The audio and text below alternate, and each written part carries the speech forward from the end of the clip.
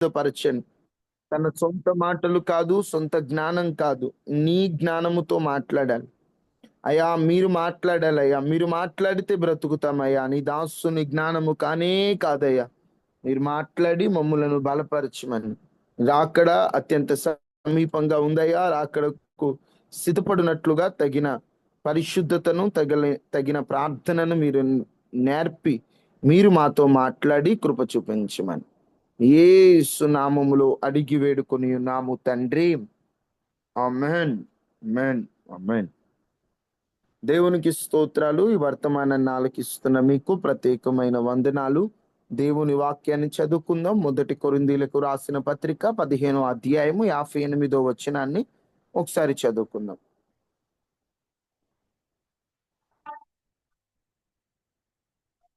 కాగా నా ప్రియ సహోదరులారా, మీ ప్రయాసము ప్రభువునందు వ్యర్థము కాదని తెలిసి మీ ప్రయాసము ప్రభువునందు వ్యర్థము కాదని ఎరిగి స్థిరులను కదలని వారును స్థిరంగా కదలని వారును ప్రభు కార్యాభివృద్ధి యందు ఎప్పటికీ ఆసక్తులై ఉండుడి. ఎప్పటికీ ఆసక్తులునై యుండుడి. ప్రియ సహోదరులారా, మీరు పడిన ప్రయాస వ్యర్థం కాదు.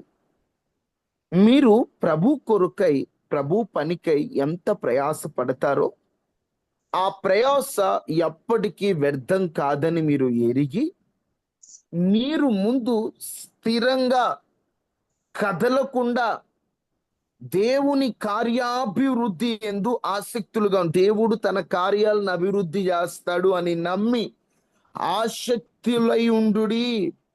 మీరు స్థిరంగా కదలకుండా. ఈ రోజున దేవుని కార్యాలు జరుగుతాయో లేదో, దేవుని కార్యాలకై నేను కరెక్ట్గా ఉన్నానో లేదో, అసలు దేవుడు నా పట్ల కార్యము చేస్తాడో లేదో అనేటువంటి ఒక భయముతో ఆలస్యాన్ని బట్టి కదులుతూ స్థిరత్వం లేని వారిగా ఈ రోజున మనం అందరం ఉంటూ ఉన్నామేమో. కదలకుండా స్థిరంగా ఉండండి.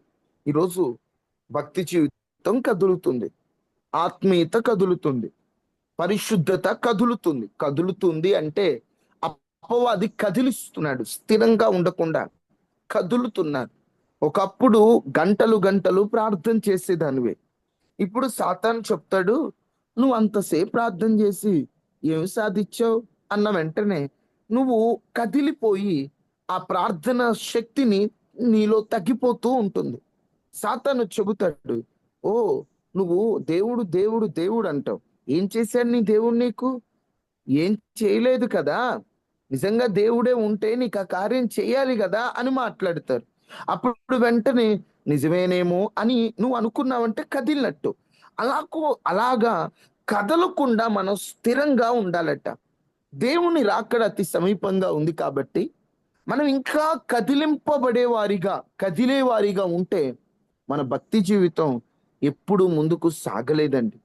మనము స్థిరులుగా సాగిపోవాలి. స్థిరంగా కదలకుండా ఆయన కార్యాలయందు ఆసక్తి కలిగి సాగిపోవాలి.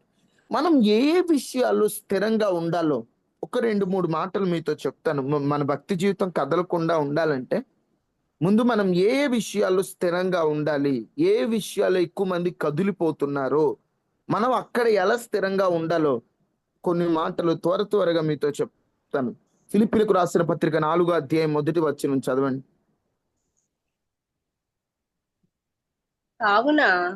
కావున నేను అపేక్షించు నా ప్రియ సహోదరులారా, నా కిరీటమునై ఉన్న నా ప్రియులారా, ప్రభువునందు స్థిరులై ఉండుడి. ప్రభువునందు స్థిరులై ఉండుడి. కావున నేను అపేక్షించు అంటే కోరుకొను నా సహోదరులారా, నా ఆనందం మీరే, నా కిరీటము మీరే. మీరు ప్రభువులో స్థిరంగా ఉండండి. ప్రభువునందు స్థిరులై ఉండుడి. ప్రభువునందు ఏక మనస్సు గలవారై ఉండుడి. ప్రభువునందు స్థిరంగా ఉండండి. మొదటిగా ఏ విషయంలో స్థిరంగా ఉండాలంటే ప్రభువునందు స్థిరులుగా ఉండాలి. ఉన్నామా? దేవునిలో స్థిరంగా ఉన్నామా? ప్రభువులో నువ్వు నిజంగా స్థిరంగా ఉన్నావా? కదిలిపోతున్నావా? చిన్న సమస్య వస్తేనే ప్రభువుని దూషిస్తున్నాం. చిన్న సమస్య వస్తేనే ప్రభువు నుండి ప్రక్కకు వెళ్ళిపోతున్నాం. క్రీస్తులో ఉన్నవాడు పాపము చేయడు. క్రీస్తులో ఉన్నవాడు ప్రభు కొరకు నిలబడతాడు. అంటే ఒక మాటలో చెప్పాలంటే క్రీస్తులో ఉన్నవాడు దేవుని నామ మహిమ కొరకై నిలబడతాడు. ఈరోజు నువ్వు అలాగూ నిలబడ్డావా? నిజంగా దేవునిలో నువ్వు స్థిరంగానే ఉంటున్నావా? అయ్యా, నీ యందు నేనున్నానయ్యా, నాలో నీవు, నీలో నేను కలిసి ఏకమై ఉన్నామయ్యా, నీ యందు నేను స్థిరంగా ఉన్నానయ్యా అనేటువంటి స్వభావం మనకుందా? ఒకసారి మీరే ఆలోచించండి. ఈరోజు ప్రభువునందు మనం స్థిరులుగా లేకపోవడం వల్లే మన భక్తి జీవితంలో చాలా నష్టాలు కొని తెచ్చుకుంటున్నాం. నేను దేవునిలో ఎలా స్థిరంగా ఉండాలి, దేవునిలో ఎలా అంటుకట్టబడి ఉండాలి, దేవునికి ఎలా దగ్గర అవ్వాలనేటువంటి ఒక ఆలోచన మనకు ఉండాలి కదా. ఎక్కడ మనం ప్రభువునందు స్థిరులుగా ఉంటున్నామో లేదో ఒకసారి పరిశీలించండి. మీరు ప్రభువునందు స్థిరులై ఉండుడి. ప్రభువునందు మీరు స్థిరంగా ఉండండి. దేవునందు స్థిరంగా ఉండండి. ఎన్ని శ్రమలు వచ్చినా, ఎన్ని బాధలు వచ్చినా, భక్తుల నా మట్టుకైతే బ్రతుకుట క్రీస్తే, చావైతే నాకు లాభమే. నేను బ్రతికేది క్రీస్తు కొరకే, ఈ ఊపిరి క్రీస్తు కొరకే, ఈ ప్రాణం క్రీస్తు కొరకే. క్రీస్తు కొరకై చావైనా అది నాకు లాభం అన్నాడే. ప్రభువునందు అంత స్థిరంగా ఉన్నాడు. ఏది కదిలించలేకపోయింది, దేవుని నుండి దూరం చేయలేకపోయింది. ఈరోజు ప్రభువునందు మనల్ని ఏం దూరం చేస్తుంది? సెల్ ఫోన్ ప్రభువుని నుండి మనల్ని దూరం చేస్తుంది. టీవీ ప్రభువు నుండి మనల్ని దూరం చేస్తుంది. లోక స్నేహాలు, లోక సహవాసాలు, లోక ప్రేమలు ప్రభువునందు మనల్ని దూరం చేస్తున్నాయేమో. అలాగున మనం ప్రభుకు దూరం అయిపోతే ఇక మనం దేవునిలో స్థిరంగా ఉన్నట్లు ఎలా వస్తుంది? మనము స్థిరులుగా ఎలా ఉండగలుగుతాం? అందుకని ప్రియ సహోదరులారా, మీరందరూ స్థిరంగా ఉండండి. ఏ విషయంలో స్థిరంగా ఉండాలయ్యా? ప్రభువునందు స్థిరులై ఉండండి. ఏ విషయంలో స్థిరులై ఉండాలి? ప్రభువునందు స్థిరులై యుండుడి. నెక్స్ట్, ఎక్కువసేపు వివరించడానికి టైం లేదు, మీరు అర్థం చేసుకోండి. పైన చెబుతున్నా నిజంగా ఇదే కదా అని మీరే ఆలోచించండి. 2 పేతురు రాసిన మొదటి పత్రిక 5:9.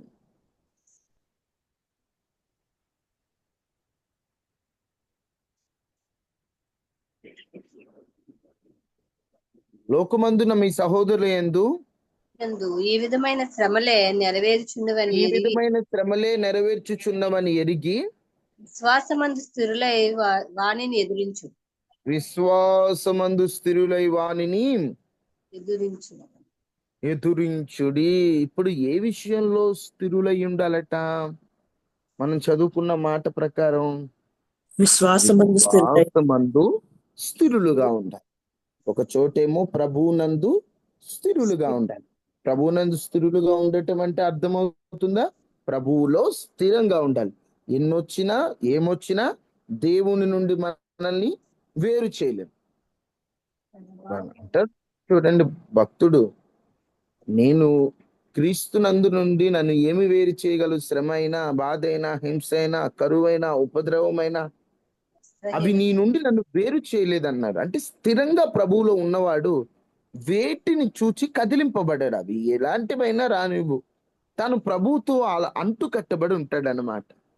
రెండవది, విశ్వాసమందు స్థిరులుగా ఉండటం.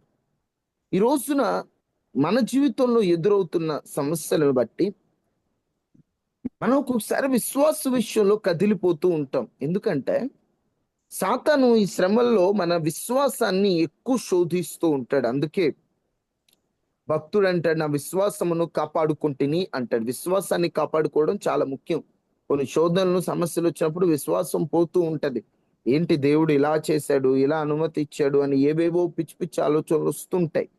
దయచేసి లోకమందు మన సహోదరు యందు ఈ శ్రమలు నెరవేరుచున్నప్పుడు విశ్వాసమందు స్థిరులుగా ఉంటే వాడిని ఎదిరిస్తాం. వాడంటే 8వ వచనంలో ఉంటది, నిబ్రమైన బుద్ధి గలవారే మెలకుగా ఉండు. విరోధి అయిన అపవాదు గర్జించు సింహం వలె ఎవరు మింగుదరాన్ని ఎతుకుతూ తిరుగుతున్నాడు. వాణ్ణి ఎదిరించాలంటే మీరు విశ్వాసంలో స్థిరులుగా ఉండాలి. విశ్వాసంలో స్థిరులుగా ఉండాలి. విశ్వాసంలో స్థిరులుగా ఉండాలి.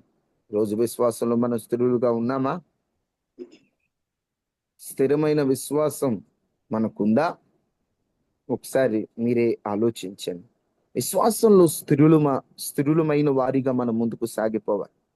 విశ్వాసాన్ని కదిలించేవి ఎన్నో వస్తున్నాయి. కొందరి మాటలు కొన్నిటిని పట్టించుకుంటే మన విశ్వాసంలో స్థిరులుగా ఉండాలి. కదిలింపబడతామా? మన విశ్వాసాన్ని కదిలించేవి ఏవైనా మనం దూరం చేసుకుందాం. కొన్ని స్నేహాల వలన విశ్వాసం కదులుతుంది. ఇదిగో నిజమేనంటావా? ఓ తెగ ప్రార్థనకి వెళ్తున్నావే, నీ దేవుడి చేయలేదు కదా. అలా కొంతమంది మాటలు అవిశ్వాసపు వాక్కులు మాట్లాడుతుంటారు. అలాంటి వారికి దూరంగా ఉండండి. మనం విశ్వాసంలో స్థిరులుగా కదలని వారిగా మనము సాగిపోవాలి. అలాగూ మనం ఉంటున్నామా? ఒకసారి మీరే పరీక్షించుకోండి. నేను విశ్వాస విషయంలో స్థిరంగా ఉంటున్నానా? నేను విశ్వాస విషయంలో కదులుతున్నానా? నా భక్తి జీవితం విశ్వాస విషయంలో స్థిరంగా నేను కదలకుండా ప్రభు కొరకై సాగిపోతున్నానా అనేటువంటి ఒక ఆలోచన మనకు ఉండాలి. విశ్వాస విషయంలో స్థిరంగా విశ్వాసాన్ని కలిచివేసేవి ఎన్నో ఉంటాయండి మన జీవితంలో. ఇది నిజంగా దేవుడు ఇలా ఎందుకు చేశాడు అని విశ్వాసాన్ని కదిలిస్తాయి అపవాది శక్తులు. అమ్మ, నీకు ఒకటి తెలుసా? విశ్వాసంగా ఉంటే సాతాన్ని చాలా జయించవచ్చు. విశ్వాసం తక్కువైందంటే అపవాదిని మనం ఎదిరించలేం, వాడు మనల్ని ఎదిరిస్తాడు. అందుకనే విశ్వాస విషయంలో స్థిరులుగా ఉండాలట. అప్పుడు వాడిని మనం ఏం చేస్తామట? ఎదిరిస్తామట. వీటిని ఎక్కువసేపు వివరించడానికి సమయం లేదు. త్వరగా చెప్తున్నాను. అన్నిటిని నోట్ చేసుకోండి. ఒకటి, ఏ విషయంలో స్థిరంగా ఉండాలి? ప్రభువు నందు స్థిరులై ఉండాలి. 2, విశ్వాసం నందు స్థిరులుగా ఉండాలి. విశ్వాసం అంటే తెలుసు కదా, ప్రభు మీద మనకున్న నమ్మకం. ఆ నమ్మకం విషయంలో మనందరం కూడా స్థిరులుగా ఉండాలి. 3 చూడండి అమ్మా. పేతురు రాసిన 2వ పత్రిక 1:12 చూడండి. కాబట్టి మీరు ఈ సంగతులను తెలుసుకుని కాబట్టి సంగతులను మీరు తెలుసుకొని అంగీకరించిన సత్యమందు స్థిరపరచబడి ఉన్నానని మీరు అంగీకరించిన సత్యమందు స్థిరపరచబడి ఉన్నను వీటిని గూర్చి ఎల్లప్పుడూ మీకు జ్ఞాపకము చేయుటకు సిద్ధముగా ఉన్నాను. వీటిని గురించి ఎల్లప్పుడు మీకు జ్ఞాపకం చేయుటకు నేను సిద్ధంగా ఉన్నాను. పేతురు గారు మాట్లాడుతూ మీరు ఈ సంగతులు తెలుసుకొని మీరు అంగీకరించిన సత్యమందు స్థిరపరచబడి ఉన్నను. సత్యమందు స్థిరపరచబడి ఉన్నారంట. అలాగనే ఉండమని వీటిని గురించి ఎప్పుడు జ్ఞాపకం చేస్తున్నాడు. 3, ఏ విషయంలో స్థిరంగా ఉండాలి, కదలకుండా ఉండాలంటే సత్యం విషయంలో. సత్యాన్ని తారుమారు చేసే భిన్నమైన అసత్య బోధలు. సత్యం అంటే నిజం. నిజానికి సత్యానికి ఉన్నటువంటి తేడా ఏమిటంటే, నిజం. ఇప్పుడు ఎగ్జాంపుల్, ఒక వ్యక్తి ఒక దొంగతనం చేశాడు. ఆ వ్యక్తి వచ్చి నిజంగా నువ్వు దొంగతనం చేసావు అని అడిగితే, నిజం నేను చేయలేదు అన్నాడు. అంటే అతను నిజమనే చెబుతున్నాడు, కానీ నిజంలో అబద్ధం ఉండొచ్చు. అతను నిజం అన్నాడు, తర్వాత పట్టుకున్నాక అతను చెప్పింది అబద్ధం అని తెలుస్తుంది. సత్యం అంటే అలాంటిది కాదు. దాంట్లో ఇక అబద్ధం అనేటువంటిది నీకు సత్యం అంతే. దాన్ని ఎవరు కాదనలేరు. ఇక అది నిజం, అది 100% నిజం. సూర్యుడు తూర్పునే ఉదయిస్తాడు, అది సత్యం. తూర్పునే ఉదయిస్తాడు, పడమట్టు ఉదయించడు కదా. అది మారే అవకాశం లేదు, దాంట్లో అబద్ధం చేరే అవకాశం లేదు. సత్యం అంటే అదే. దేవుని వాక్యము సత్యం. ఈరోజు సత్యమైనటువంటి బోధలలో, సత్యమైన విషయాల్లో మనం స్థిరంగా ఉండాలి. అలాంటి స్థిరత్వం మనకుందా? సత్యాన్ని తారుమారు చేసే అసత్య బోధలు, సత్యాన్ని నాశనం చేసేటువంటి ఎన్నో రూపంలో ఉన్నప్పుడు మనం సత్యంలో స్థిరంగా ఉండాలండి. సత్యంకై నిలబడాలండి. దేవుని వాక్యాన్ని భిన్నమైనటువంటి బోధలు వస్తున్నాయి, అబద్ధమైన బోధలు వస్తున్నాయి. ఇలాంటి టైంలో సత్యమును స్థిరులుగా మనం నిలబడాలి. ఇదిగో నీ సత్యంలో నిలబడి, ఇదే సత్యం, అబద్ధ బోధలు, అబద్ధ మాటలు ఇలా వస్తున్న టైంలో ఇదిగో నేను నిలబడింది సత్యం, నేను ఇదిగో సత్యం మాట్లాడుతాను, ఈ బోధ సత్యం అని సత్యం కొరకు మనం స్థిరులుగా ఉండాలి. సత్యంలో నుండి పక్కకు తప్పకూడదండి. సత్యం నుండి చాలా మంది దూరమై అసత్యంలోకి వెళ్ళిపోతున్నారు. వద్దు, సత్యంలో స్థిరులుగా ఉందాం. 4 ఎఫెసీ 3:18 ఎఫెసీయులకు రాసిన పత్రిక 3:18 మీరు దేవుని సంపూర్ణత యందు పరిపూర్ణులగునట్లుగా ప్రేమ యందు వేరుపాడి స్థిరపడి సమస్త పరిశుద్ధులతో కూడా దాని వెడల్పు, పొడుగు, లోతు, ఎత్తు ఎంతో గ్రహించుకొనుటకు జ్ఞానమునకు మించిన క్రీస్తు ప్రేమను తెలుసుకొనుటకు తగిన శక్తి గలవారు కావాలని ప్రార్థించుచున్నాను. ఏ విషయంలో స్థిరులుగా ఉండాలంటే 4 ప్రేమలో స్థిరులుగా ఉండాలి. ప్రేమ యందు వేరుపారి స్థిరులుగా ఉండాలి. ఈ ప్రేమను తెలుసుకోలేకపోతున్నారు. పౌలు గారట వారి కొరకు ప్రార్థన చేస్తూ జ్ఞానమునకు మించిన క్రీస్తు ప్రేమ మీరు తెలుసుకునే ఆ శక్తి మీకు కావాలని ప్రార్థన చేస్తున్నాను. దేవుని ప్రేమ అర్థం కావాలన్నా కూడా దయచేసి అర్థం చేసుకోండి. దేవుని ఆ ప్రేమ అర్థం కావాలి. దేవుని ప్రేమ అర్థం కావాలంటే కూడా శక్తి కావాలి. ఆ దేవుని ప్రేమ అర్థం కావాలంటే ఆ శక్తి కావాలి. కాబట్టి ఆ శక్తిని మీరు సంపాదించాలని మీకోసం నేను ప్రార్థన చేస్తున్నాను. ఆ శక్తి మీకు కావాలి కదా, ఆ శక్తిని మీరు సంపాదించాలని మీకోసం నా ప్రార్థన అని మాట్లాడుతూ ఉన్నాను. ఆ శక్తి ఏంటట?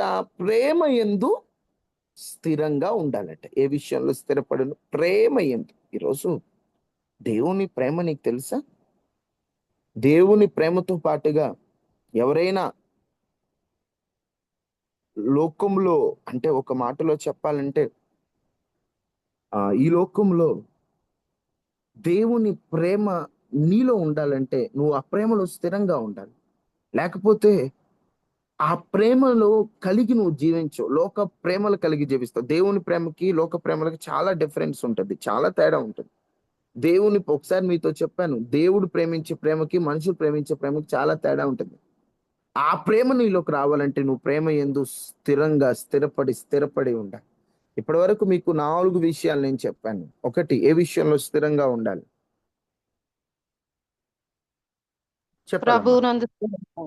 ప్రభునందు స్థిరులై ఉండాలి. 2, విశ్వాసం యందు స్థిరులై విశ్వాసం యందు స్థిరులై ఉండాలి. 3, సత్యమందు స్థిరులై ఉండాలి. 4, ప్రేమ యందు స్థిరులై ఉండాలి. ప్రేమ యందు స్థిరులై ఉండాలి. అమ్మ విన్నారు కదా? నిజంగా నేను స్థిరంగా ఉండాలయ్యా, కదలకూడదని ప్రార్థన చేసుకోండి. అమ్మ కొంచెం సేపు ఎన్నో అంశాలు విజ్ఞాపన చేయవలసినవి ఉన్నాయి. వాటి కొరకు మనం విజ్ఞాపన చేయాలి. కాబట్టి కొన్ని అంశాలు మన గ్రూప్ ప్రార్థన గురించి ఒకటి, తర్వాత మన మార్నింగ్ ప్రేయర్ లో ఇంకా టీం మెంబర్స్ రావాలి, ఆటంకాలు తొలగిపోనట్లుగా కొన్ని అంశాలు, ప్రేరేపణ కలిగిన అంశాల కొరకు ఒక 10 నిమిషాలు చందక్క విజ్ఞాపన చేయిస్తారు. ఒక 10 నిమిషాలు చందక్క విజ్ఞాపన చేయిస్తారు. అన్నా ఆ ప్రేయర్ ఇప్పుడు ప్రేయర్ చేసి ఆ తర్వాత విజ్ఞాపన మొదలుపెట్టి ఓకే. చిన్న ప్రార్థన చేసుకుందాం. మహాగణుడా, మహోన్నతుడా, దయగలిగిన దేవ, ఇప్పటి వరకు మీరు మాతో మాట్లాడిన మాటలు బట్టి వందనాలు. స్థిరులుగా కదలని వారిగా సత్యమందు, విశ్వాసమందు, ప్రేమ యందు మేమందరం స్థిరులుగా నీ ప్రభువునందు ఉండునట్లుగా సహాయం చేయండి. కదలని వారిగా దేవుడు అయా నీవు కృప చూపించినట్లుగా మీరు అద్భుతం చేయమని మీరు మాతో మాట్లాడి మమ్మల్ని సరిచేసినందుకు స్తోత్రాలు చెల్లిస్తూ విన్న వర్తమానాన్ని నీరు కట్టి ఫలింపచేయమని యేసు నామములో అడిగి వేడుకొని ఉన్నాము తండ్రి. ఆమేన్. ఆమేన్. ఇక ముగింపబడి